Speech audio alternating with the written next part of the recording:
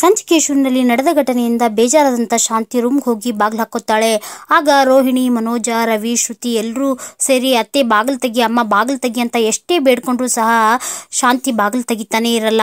ಆಗ ರವಿ, ಅಮ್ಮ ಕೋಪದಲ್ಲಿ ಅಪ್ಪ ಏನೋ ಆ ರೀತಿ ಮಾತಾಡ್ಬಿಟ್ಟಿದ್ದಾರೆ, ಎಲ್ಲ ಕೂತು ಮಾತಾಡಿ ಬಗೆಹರಿಸ್ಕೋಣ, ಅಮ್ಮ ಬಾಗಿಲು ತೆಗಿಯಮ್ಮ ಅಂತ ಪ್ಲೀಸ್ ಅಂತ ಕೇಳ್ತಾ ಎಷ್ಟೇ ಬೇಡ್ಕೊಂಡ್ರು ಸಹ ಶಾಂತಿ ಬಾಗಿಲು ತೆಗಿತಾನೆ ಇರಲ್ಲ.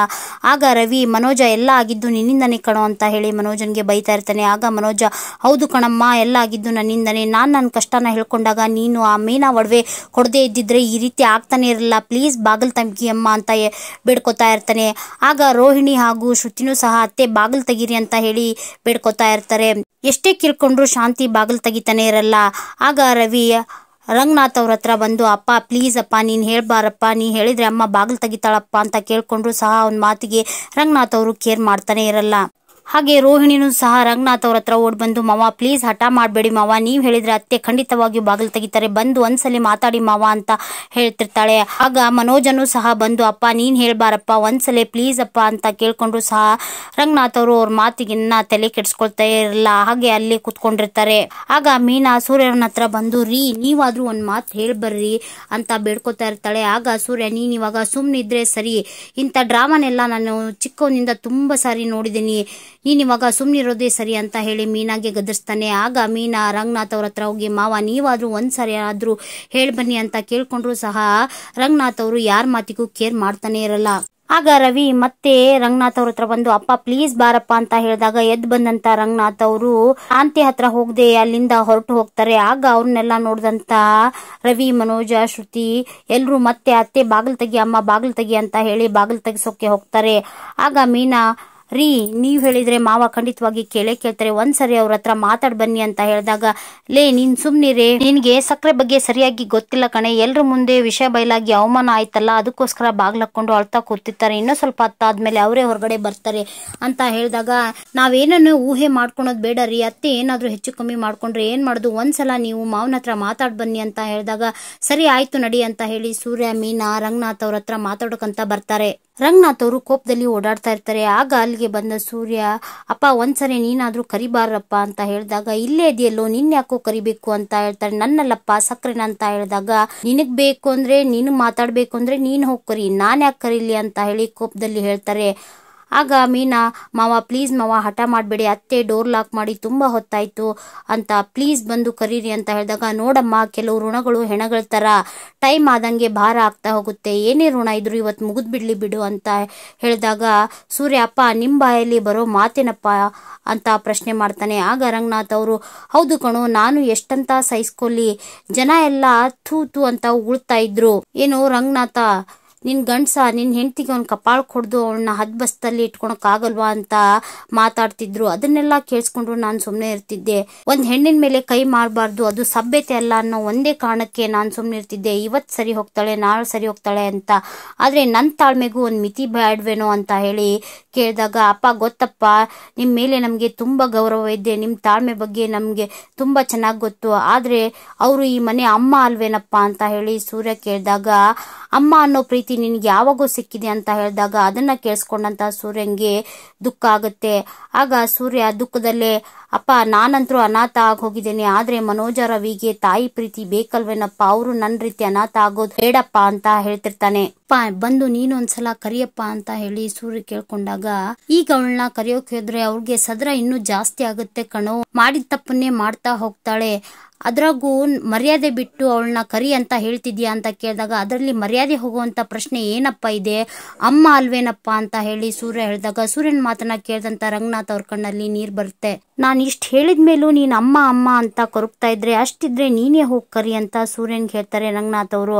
ಆಗ ಸೂರ್ಯ, ಅಪ್ಪ ಏನಪ್ಪ ನೀವೇ ಹೇಳ್ತಿದ್ರಿ ಯಾವಾಗ್ಲೂ ಆತರ ಪಡಬಾರ್ದು, ತಾಳ್ಮೆಯಿಂದ ಇರ್ಬೇಕು ಅಂತ ಹೇಳಿದಾಗ, ಹೌದು ಕಣೋ ನಾನೇ ಹೇಳ್ತಿದ್ದೆ, ತಾಳ್ಮೆಯಿಂದ ಇದ್ದಿದ್ದೇ ತಪ್ಪಾಗಿ ಹೋಯ್ತು, ಇದು ನಿಮ್ ಒಳ್ಳೆತನಪ್ಪ ಅಂತ ಸೂರ್ಯ ಹೇಳ್ತಿರ್ತಾನೆ. ಹೌದು ಕಣೋ, ಆದ್ರೆ ಒಬ್ರು ಒಳ್ಳೆತನ ಒಬ್ರು ಏಳಿಗೆಗೆ ಕಾರಣ ಆಗ್ಬೇಕು ಹೊರತು ಒಂದು ಮನೆ ಸರ್ವನಾಶ ಆಗ್ಬಾರ್ದು. ಅದರಿಂದ ಇಷ್ಟ ದಿವಸ ಯಾವ್ದಕ್ಕೋಸ್ಕರ ತಾಳ್ಮೆಯಿಂದ ಇದ್ದೆ ಗೊತ್ತಾ, ಮನೇಲಿ ಯಾವುದೇ ರೀತಿ ಗಲಾಟೆ ಆಗ್ಬಾರ್ದು, ಎಲ್ರೂ ಒಗ್ಗಟ್ಟಾಗಿರ್ಬೇಕು ಅನ್ನೋ ಒಂದೇ ಒಂದು ಕಾರಣಕ್ಕೆ ನಾನು ತಾಳ್ಮೆಯಿಂದ ಇದ್ದಿದ್ದು, ಅದಕ್ಕೋಸ್ಕರ ಅವಳು ಇಷ್ಟ ದಿವಸ ಏನೇ ತಪ್ಪು ಮಾಡಿದ್ರು ನಾನು ಸಹಿಸ್ಕೊಂಡು ಹೋಗ್ತಾ ಇದ್ದೆ, ಆದ್ರೆ ಅವಳು ಇವತ್ ಮಾಡಿರೋದೇನು ಅವಳು ಇವತ್ತು ಬದಲಾಗ್ತಾಳೆ, ನಾಳೆ ಬದಲಾಗ್ತಾಳೆ, ಅವಳಿಂದ ಈ ಮನೆಗೆ ಯಾವುದೇ ತೊಂದರೆ ಆಗೋದಿಲ್ಲ ಅಂತ ಎಷ್ಟೆಷ್ಟೋ ಕನಸು ಕಂಡಿದ್ದೆ. ಆದರೆ ಅವಳು ಯಾವತ್ತೂ ಬದಲಾಗಲ್ಲ ಅಂತ ತುಂಬ ನೋವಿನಿಂದ ಹೇಳ್ತಾ, ಹಿಂದೆ ಒಂದ್ಸಲ ಇದೇ ಕೆಲಸನ ಇದೇ ರೀತಿ ಮಾಡಿದ್ಲು, ಯಾರಿಗೂ ಗೊತ್ತಾಗ್ದಾಗೆ ಮನೆ ಪತ್ರನ ಒಯ್ದು ಅಡ ಇಟ್ಟಿದ್ಲು. ಆದರೆ ಇವತ್ತು ಆ ಮೀನಾ ಒಡವೆನ ಕದ್ದು ಮಾರಿ ಏನೂ ಗೊತ್ತಿಲ್ಲದಿರೋ ಹಾಗೆ ನಾಟಕ ಮಾಡಿದ್ಲು. ಅಷ್ಟೇ ಅಲ್ದೇ ಆ ತಪ್ಪನ್ನ ಮೀನಾ ಅವ್ರ ಮನೆಯವ್ರ ಮೇಲೆ ಹಾಕಿ, ಹಾಗೆ ನನ್ನ ಹೆತ್ತ ತಾಯಿ ಮೇಲೂ ಹಾಕಿ ತುಂಬಾ ಕ್ಷುಲ್ಲಕವಾಗಿ ಮಾತಾಡಿದ್ಲು. ಅಂತವಳನ್ನ ಹೋಗಿ ಮತ್ತೆ ಮಾತಾಡ್ಸು ಅಂತ ಹೇಳ್ತೀಯ ಅಂತ ಹೇಳಿ ಪ್ರಶ್ನೆ ಕೇಳ್ತಾನೆ ರಂಗನಾಥ್. ಅಪ್ಪ, ಸಕ್ರೆ ಇದನ್ನೆಲ್ಲ ಮಾಡಿದ್ದು ಆ ಪೆಂಗನಿಗೋಸ್ಕರಪ್ಪ, ಆ ಪೆಂಗನಿಗೋಸ್ಕರ ಸಕ್ರೆ ಏನ್ ಬೇಕಾದ್ರೂ ಮಾಡ್ತಾರಪ್ಪ, ಈ ಒಡವೆ ಮಾರೋ ಐಡಿಯಾ ಕೊಟ್ಟಿದ್ದು ಅವನೇ ಅಂತ ಕಾಣಿಸುತ್ತೆ ಅಂತ ಹೇಳಿದಾಗ ಅವ್ನ್ 1000 ಹೇಳ್ತಾನೋ, ಆದ್ರೆ ಇವಳ ಬುದ್ಧಿ ಇವಳ ವಿವೇಚನೆಗೆ ಎಲ್ಲಿ ಹೋಗಿತ್ತು ಅಂತ ಹೇಳಿ ಬೈತಾ ಇರ್ತಾರೆ. ಆಗ ಮೀನಾ, ಮಾವ ನೀವು ಕೋಪ ಮಾಡ್ಕೊಳೋದ್ರಲ್ಲೂ ಅರ್ಥ ಇದೆ, ಆದ್ರೆ ಇಂಥ ಟೈಮಲ್ಲಿ ಅದು ಬೇಕಾ ಅಂತ ಕೇಳಿದಾಗ, ಹೌದು ಕಣಮ್ಮ, ಇಂಥ ಟೈಮಲ್ಲೂ ನಾನು ಸುಮ್ಮನೆ ಇದ್ರೆ ಬದುಕಿರೋದ್ರಲ್ಲಿ ಅರ್ಥನೇ ಇಲ್ಲ ಅಂತ ಹೇಳ್ತಾರೆ ರಂಗನಾಥ್. ಆಗ ಸೂರ್ಯ, ಅಪ್ಪ ಏನಪ್ಪ ಈ ರೀತಿ ಎಲ್ಲ ಮಾತಾಡ್ತಿದ್ದೀರಾ ಅಂತ ಕೇಳಿದಾಗ, ಹೌದು ಕಣೋ, ಇನ್ನೇನ್ ಮಾಡ್ಲಿ, ಇಷ್ಟು ದಿವಸ ಅವಳು ಮಾಡಿರೋ ತಪ್ಪನ್ನೆಲ್ಲ ಕ್ಷಮಿಸ್ತಾ ಬಂದಿದ್ಕೆ ತಾನೇ ಅವಳು ಇವತ್ತು ಈ ರೀತಿ ತಪ್ಪನ್ನ ಮಾಡಿದ್ದು. ಮಾವ, ನಾವು ಸತ್ಯ ಹೊರಗೆ ಬರಬೇಕು ಅನ್ನೋ ಒಂದೇ ಒಂದು ಉದ್ದೇಶದಿಂದ ಈ ರೀತಿ ಮಾಡಿದ್ವಿ, ಆದರೆ ಅತ್ತೆಗೆ ಅವಮಾನ ಮಾಡಬೇಕು ಅನ್ನೋ ಯಾವುದೇ ಉದ್ದೇಶ ನಮಗಿರಲಿಲ್ಲ. ಆದರೆ ಅತ್ತೆ ಈ ರೀತಿ ಮಾಡ್ತಾರೆ ಅಂತ ನಮಗೆ ಯಾವ ಊಹೆನೂ ಇರಲಿಲ್ಲ ಅಂತ ಹೇಳ್ತಿರ್ತಾಳೆ. ಆಗ ಸೂರ್ಯ, ಹೌದಪ್ಪ, ಸಕ್ರೆ ಮೇಲೆ ನನಗೂ ಕೋಪ ಇದೆ, ಆದರೆ ಅವರು ಈ ರೀತಿ ಹೋಗಿ ಬಾಗ್ಲು ಹಾಕ್ಕೋತಾರೆ ಅಂತ ನಾನು ಅನ್ಕೊಂಡಿರ್ಲಿಲ್ಲ. ಪ್ಲೀಸ್ ಬಾರಪ್ಪ, ಒಂದ್ಸಲ ಬಂದು ಸಕ್ರೆಗೆ ಹೊರಗೆ ಬಾ ಅಂತ ಹೇಳಪ್ಪ ಅಂತ ಹೇಳಿ ಸೂರ್ಯ ಬಿಡ್ಕೊತಿರ್ತಾನೆ. ಆಗ ರಂಗನಾಥ್ ಅವರು, ಹಿಂಸರಿಯೋ, ಅವಳು ನಿಮ್ಮ ಒಡವೆನೆ ಕದ್ದು ಮಾರಿದಾಳೆ, ಅಂಥದ್ರಲ್ಲಿ ಅವಳಿಗೆ ಸಪೋರ್ಟ್ ಮಾಡ್ಕೊಂಡು ಮಾತಾಡ್ತೀರಾ ಅಂತ ಹೇಳಿ ಹೇಳ್ತಿರ್ತಾರೆ. ಆಗ ಸೂರ್ಯ, ಅಪ್ಪ ಏನ್ ಮಾಡೋದಪ್ಪ, ಸತ್ಯ ಗೊತ್ತಾಯ್ತಲ್ಲ ಅಷ್ಟೇ ಸಾಕು, ನಮ್ಗೆ ಯಾವುದೇ ಒಡವೆ, ದುಡ್ಡು, ಹಣ, ಬಂಗ್ಲೆ ಯಾವುದು ಬೇಡಪ್ಪ, ನೀನ್ ಬಾರಪ್ಪ ಪ್ಲೀಸ್, ಒಂದ್ಸಲ ಬಂದು ಸಕ್ರೆಗೆ ಬಾಗಿಲು ತೆಗಿ ಅಂತ ಹೇಳಪ್ಪ ಅಂತ ಹೇಳಿದಾಗ, ನೋಡಪ್ಪ, ನಿಮ್ಮಷ್ಟು ದೊಡ್ಡ ಗುಣ ನನಗಿಲ್ಲ, ಅವಳು ಮಾಡಿರೋ ತಪ್ಪನ್ನ ನಾನಂತೂ ಇಷ್ಟು ಬೇಗ ಕ್ಷಮಿಸಲ್ಲ, ನೀವಿಲ್ಲಿಂದ ಹೊರಡಿ ಅಂತ ಹೇಳಿದಾಗ ಸೂರ್ಯ ಕೇಳಿದೆ ಮತ್ತೆ, ಅಪ್ಪ ಪ್ಲೀಸ್ ಬಾರಪ್ಪ ಅಂತ ಹೇಳಿ ಫೋರ್ಸ್ ಮಾಡ್ತಾ ಇರ್ತಾನೆ. ಆಗ ರಂಗನಾಥ್ ಅವರು ಅಲ್ಲೇ ಇರೋ ಸೋಫಾದ ಮೇಲೆ ಹೋಗಿ ಕುತ್ಕೊಂಡು, ನಾನು ಈ ಮನೇಲಿ ಇರಬೇಕೋ ಬೇಡವೋ, ಇಲ್ಲಿಂದ ಹೊರಡಿ ಅಂತ ಗದರ್ಸಿದಾಗ ಸೂರ್ಯ ಹಾಗೂ ಮೀನಾ ಅಲ್ಲಿಂದ ಹೊರಡ್ತಾರೆ. ಕೋಪದಲ್ಲಿರೋ ರಂಗನಾಥ್ ಅಲ್ಲೇ ಸೋಫಾದ ಮೇಲೆ ಮಲ್ಕೋತಾರೆ.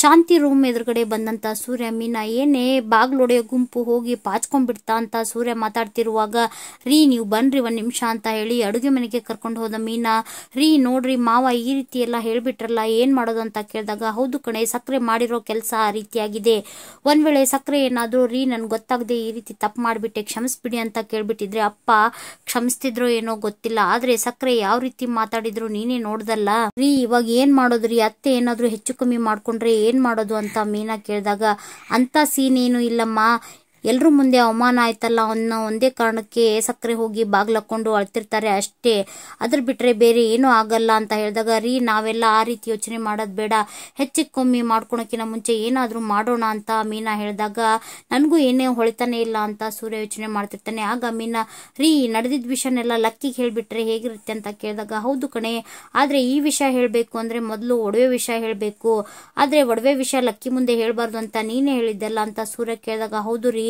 ಲಕ್ಕಿಗೆ ಗೊತ್ತಾದ್ರೆ ತುಂಬಾ ಬೇಜಾರ್ ಮಾಡ್ಕೋತಾರೆ, ಬೇಡ ಮತ್ತೇನ್ ಮಾಡ್ಬೋದು ಅಂತ ಯೋಚನೆ ಮಾಡ್ತಿರುವಾಗ ಸೂರ್ಯ, ಸಕ್ರೆ ಯಾರ್ ಕರೆದ್ರೆ ಹೊರಗೆ ಬರ್ತಾರೆ ಅಂತ ನಂಗೆ ಚೆನ್ನಾಗ್ ಗೊತ್ತು, ನಾನು ಅವ್ರಿಗೆ ಫೋನ್ ಮಾಡ್ಬಿಟ್ಟು ಬರ್ತೀನಿ ಅಂತ ಹೇಳಿದಾಗ, ಯಾರ್ರಿ ಅಂತ ಮೀನಾ ಕೇಳ್ತಾಳೆ. ಅವ್ರು ಬರ್ತಾರಲ್ಲ ನೀನೇ ನೋಡುವಂತಿ ಅಂತ ಹೇಳಿ ಸೂರ್ಯ ಅಲ್ಲಿಂದ ಹೊರಡ್ತಾನೆ. ಮರುದಿನ ಬೆಳಗ್ಗೆ ರೂಮಿಂದ ಬಂದಂತ ರೋಹಿಣಿ ಹಾಗೂ ಮನೋಜ ಸೋಫಾದ ಮೇಲೆ ಮಲ್ಕೊಂಡಿರೋ ರಂಗನಾಥ್ ಅವ್ರನ್ನ ನೋಡ್ತಾ, ಅಮ್ಮ ಬೆಳಗ್ಗೆ ಆದ್ರೂ ರೂಮ್ ಬಾಗ್ಲೇ ತೆಗ್ದಿಲ್ಲ ಅಂತ ಹೇಳಿ ಆತಂಕದಲ್ಲಿ ಮತ್ತೆ ಶಾಂತಿ ರೂಮ್ ಬಾಗ್ಲ ಹತ್ರ ಹೋಗಿ ಡೋರ್ ಬಡಿತಾ, ಅಮ್ಮ ಪ್ಲೀಸ್ ಅಮ್ಮ ಬಾಗಿಲು ತೆಗಿಯಮ್ಮ ಅಂತ ಹೇಳಿ, ಮನೋಜ ಇದೆಲ್ಲ ಆಗಿದ್ದು ನನ್ನಿಂದಮ್ಮ, ನೀನ್ ಎಷ್ಟೇ ಕೋಪ ಮಾಡ್ಕೊಂಡು ಎಷ್ಟೇ ಬೇಜಾರ್ ಮಾಡ್ಕೋ, ಆದ್ರೆ ಮೊದ್ಲು ಬಾಗಿಲು ತೆಗಿಯಮ್ಮ ಅಂತ ಹೇಳಿ ಬಿಡ್ಕೋತಿರ್ತಾನೆ. ಆಗ ಅದನ್ನ ನೋಡ್ದಂತ ಸೂರ್ಯ, ಓಹೋಹೋ ರೆಸ್ಟ್ ಮಾಡಿ ಬಂದು ಮತ್ತೆ ಡ್ಯೂಟಿಗೆ ಜಾಯ್ನ್ ಆದ್ರೇನು ಅಂತ ಮಾತಾಡ್ತಿರುವಾಗ, ಸುಮ್ನೆ ಹೋಗೋ, ನನ್ಗೆ ಕೋಪ ತರಿಸ್ಬೇಡ, ಇದೆಲ್ಲ ಆಗಿದ್ದು ನೀನಿಂದಾನೆ ಅಂತ ಹೇಳಿ ನಡತಪ್ಪನ್ನೆಲ್ಲ ಸೂರ್ಯನ್ ಮೇಲೆ ಹಾಕ್ತಿರ್ತಾನೆ ಮನೋಜ. ನಿನ್ಗೆ ಅಮ್ಮನ ಮೇಲೆ ಪ್ರೀತಿನೇ ಇಲ್ಲ, ಗೌರವನೇ ಇಲ್ಲ, ಇದೆಲ್ಲ ಆಗಿದ್ದು ನೀನಿಂದಾನೆ, ಅವ್ರಿಗೇನಾದ್ರೆ ನಿನ್ಗೇನೋ, ಆದ್ರೆ ನನ್ನ ನಮ್ಮನ್ಗೆ ಏನಾದ್ರೂ ಹೆಚ್ಚು ಕಮ್ಮಿ ಆತಂದ್ರೆ ನಾನಂತೂ ನಿನ್ನ ಸುಮ್ನೆ ಬಿಡಲ್ಲ ಅಂತ ಮನೋಜ ಹೇಳ್ತಿರ್ತಾನೆ. ಆಗ ಸೂರ್ಯನ್ಗೆ ಕೋಪ ಬರುತ್ತೆ. ಮೊದ್ಲು ತಂದೆ ತಾಯಿ ಖುಷಿಯಾಗಿರ್ಬೇಕು ಅಂದ್ರೆ ಏನ್ ಮಾಡ್ಬೇಕು ಅಂತ ತಿಳ್ಕೊಳ್ಳೋ ಸಂತೆ ಕಳ್ಳ ಅಂತ ಹೇಳಿ ಮನೋಜನ್ಗೆ ಬೈತಾ ಇರ್ತಾನೆ. ನಿನ್ಗೆ ಇದು ಕರೆಕ್ಟ್ ಆದ ಹೆಸರು ಅಂತ ಹೇಳಿ ಮಾತಾಡ್ತಿರ್ತಾನೆ. ಬಾರೋ ಅಂತ ಹೇಳಿ ಇಬ್ರು ಮತ್ತೆ ಹೊಡೆದಾಡೋಕೆ ಶುರು ಮಾಡ್ತಾರೆ. ಆಗ ಅಲ್ಲಿಗೆ ಬಂದ ರವಿ, ಏನೋ ನೀವು ಮತ್ತೆ ಹೊಡೆದಾಡ್ತಾ ಇದ್ರ, ಇಂಥ ಟೈಮಲ್ಲೂ ನಿಮ್ಗೆ ಮಾತಾಡೋದು ಬೇಕು ಅಂತ ಕೇಳಿದಾಗ ಮನೋಜ ನೋಡು ಇದೆಲ್ಲ ಆಗಿದ್ದು ಇವನಿಂದಾನೆ ಅಂತ ಹೇಳಿ ಸೂರ್ಯನ ಮೇಲೆ ಹೇಳಿದಾಗ ಸಾಕು ಸುಮ್ನಿರೋ, ಮಾಡೋದೆಲ್ಲ ಮಾಡ್ಬಿಟ್ಟು ಈಗ ಆ ತಪ್ಪನ್ನೆಲ್ಲ ಸೂರ್ಯನ ಮೇಲೆ ಹಾಕ್ತಿದ್ಯಾ ಅಂತ ಹೇಳಿ ಬೈದ ರವಿ. ಮೊದಲು ಅಮ್ಮ ಹೊರಗೆ ಬರೋಕೆ ಏನ್ ಮಾಡಬೇಕು ಅನ್ನೋ ದಾರಿನ ನೋಡು ಅಂತ ಹೇಳಿದಾಗ ಮತ್ತೆ ಬಾಗಿಲು ಬಡಿಯೋಕೆ ಶುರು ಮಾಡ್ತಾರೆ. ಆಗ ಮನೋಜ ಇವನ್ಗೆ ಅಮ್ಮನ ಮೇಲೆ ಸ್ವಲ್ಪನೂ ಪ್ರೀತಿ ಇಲ್ಲ ಕಣೋ, ಇಲ್ಲಾಗಿರೋದನ್ನೆಲ್ಲ ನೋಡಿ ಖುಷಿ ಪಡ್ತಾ ಇದ್ದಾನೆ ಅಂತ ಹೇಳಿ ಸೂರ್ಯನ ಬಗ್ಗೆ ಮಾತಾಡ್ತಾ ಇರ್ತಾನೆ. ಆಗ ಇದನ್ನೆಲ್ಲ ಕೇಳಿಸ್ಕೊಂಡಂತ ರಂಗನಾಥ್ ಅವರು ಎದ್ದು ಬಂದು ನೀರು ಕುಡಿದು ಮತ್ತೆ ಹೋಗಿ ಅಲ್ಲೇ ಇರೋ ಕುರ್ಚಿ ಮೇಲೆ ಕುತ್ಕೋತಾರೆ. ಆಗ ಅದೇ ಸಮಯಕ್ಕೆ ಸರಿಯಾಗಿ ಕಸ್ತೂರಿ ಶಾಂತಿ ಶಾಂತಿ ಅಂತ ಕೂಗ್ತಾ ಬರ್ತಾಳೆ. ಆಗ ರಂಗನಾಥ್ ಅವರು ಇದೇನಮ್ಮ ಇಷ್ಟು ಬೆಳಗ್ಗೆ ಅಂತ ಕೇಳಿದಾಗ ಮನೇಲಿ ನಡೆದಿದ್ದ ಘಟನೆನೆಲ್ಲ ಸೂರ್ಯ ಫೋನ್ ಮಾಡಿ ಹೇಳಿದ್ರಣ್ಣ, ಅದಕ್ಕೋಸ್ಕರ ಬಂದೆ ಅಂತ ಹೇಳ್ತಾಳೆ ಕಸ್ತೂರಿ. ಆಗ ಮೀನಾ ನೋಡಿದ್ರ ಅತ್ತೆ ಮೇಲೆ ಇವ್ರಿಗೆ ಕಾಳಜಿನೇ ಇಲ್ಲ ಪ್ರೀತಿನೇ ಇಲ್ಲ ಅಂತ ಹೇಳ್ತಿದ್ರಿ, ಆದ್ರೆ ಅತ್ತೆ ಯಾರು ಕರೆದ್ರೆ ಹೊರಗೆ ಬರ್ತಾರೆ ಅಂತ ಅವ್ರಿಗೆ ಚೆನ್ನಾಗಿ ಗೊತ್ತು, ಅದಕ್ಕೋಸ್ಕರ ಕಸ್ತೂರಿ ಆಂಟಿಗೆ ಫೋನ್ ಮಾಡಿ ಕರೆಸಿದ್ದಾರೆ ಅಂತ ಹೇಳ್ತಾಳೆ ಮೀನಾ. ಕಸ್ತೂರಿ ನೋಡಿ ಅಣ್ಣ, ಶಾಂತಿ ಈ ಕೆಲಸ ಮಾಡಬಾರ್ದಾಗಿತ್ತು, ಆದ್ರೆ ಮಾಡ್ಬಿಟ್ಲು. ಮಗನ ಮೇಲಿನ ವ್ಯಾಮೋಹ ಅವಳಿಗೆ ಈ ರೀತಿ ಕೆಲಸ ಮಾಡೋ ಹಾಗೆ ಮಾಡ್ಬಿಡ್ತು ಅಂತ ಹೇಳಿದಾಗ, ಹಾಗಿದ್ರೆ ಈ ವಿಷಯ ಎಲ್ಲ ನಿಮ್ಗೆ ಮೊದಲೇ ಗೊತ್ತಾ ಅಂತ ರಂಗನಾಥ್ ಅವರು ಕೇಳಿದಾಗ, ಅದು ಅಣ್ಣ ಮಗನ ಮೇಲಿನ ಕುರುಡು ಪ್ರೀತಿ ಅವಳಿಗೆ ಈ ರೀತಿ ಕೆಲಸ ಮಾಡಿಸ್ಬಿಟ್ಟು ಅಂತ ಹೇಳ್ತಿರ್ತಾರೆ. ಪ್ಲೀಸ್ ಅಣ್ಣ, ನೀವು ಒಂದ್ಸಲ ದೊಡ್ಡ ಮನ್ಸು ಮಾಡಿ ಬಂದು ಅವಳನ್ನ ಮಾತಾಡಿಸಿ ಅಂತ ಕಸ್ತೂರಿ ರಂಗನಾಥ್ ಅವ್ರ ಹತ್ರ ಕೇಳ್ಕೊಂಡಾಗ, ಆ ಅವಶ್ಯಕತೆ ನನಗಿಲ್ಲ ಅಂತ ಹೇಳಿ ರಂಗನಾಥ್ ಅವರು ಉತ್ತರ ಕೊಡ್ತಾರೆ. ಆಗ ಮೀನಾ, ಆಂಟಿ ನೀವಾದ್ರೂ ಒಂದ್ಸಲ ಅತ್ತೆ ಹತ್ರ ಮಾತಾಡಿ, ನೀವು ಮಾತಾಡಿದ್ರೆ ಖಂಡಿತವಾಗೂ ಹೊರಗೆ ಬರ್ತಾರೆ ಅಂತ ಹೇಳಿದಾಗ ರೋಹಿಣಿನೂ ಸಹ ಹೌದು ಆಂಟಿ, ನೀವು ಬಂದು ಒಂದ್ಸಲ ಕರಿ ಬನ್ನಿ ಅಂತ ಹೇಳ್ತಾಳೆ. ಆಗ ಕಸ್ತೂರಿ ಶಾಂತಿ ರೂಮಿನ ಬಾಗ್ಲ ಹತ್ರ ಹೋಗಿ, ಶಾಂತಿ ನಾನ್ ಕಸ್ತೂರಿ ಕಣೆ, ನಾನ್ ಬಂದಿದ್ದೀನಿ, ಏನೇ ನೀನು ಚಿಕ್ಕ ಮಕ್ಕಳ ತರ ಈ ರೀತಿ ಎಲ್ಲ ಬಾಗ್ಲು ಹಾಕೊಂಡು ಬಾಗ್ಲು ತೆಗಿ ಅಂತ ಹೇಳಿ ಕೇಳ್ತಿರ್ತಾಳೆ. ಇಲ್ಲಿಗೆ ಆಸೆ ಧಾರಾವಾಹಿ ಇಂದಿನ ಸಂಚಿಕೆ ಮುಕ್ತಾಯ ಆಗುತ್ತೆ. ಆಸೆ ಧಾರಾವಾಹಿಯನ್ನು ವಿವರವಾಗಿ ವೀಕ್ಷಿಸಲು ಪ್ಲೀಸ್ ನಮ್ಮ ಚಾನಲ್ನ ಸಬ್ಸ್ಕ್ರೈಬ್ ಮಾಡ್ಕೊಳ್ಳಿ. ಹಾಗೆ ನಮ್ಮ ವಿಡಿಯೋಗಳು ನಿಮಗೆ ಇಷ್ಟ ಆಗ್ತಿದ್ರೆ ಪ್ಲೀಸ್ ಒಂದು ಲೈಕ್ ಕೊಡಿ. ಹಾಗೆ ನಿಮ್ಮ ಫ್ಯಾಮಿಲಿ ಫ್ರೆಂಡ್ಸ್ ಜೊತೆಗೆ ಶೇರ್ ಮಾಡೋದನ್ನ ಮರಿಬೇಡಿ. Thank you.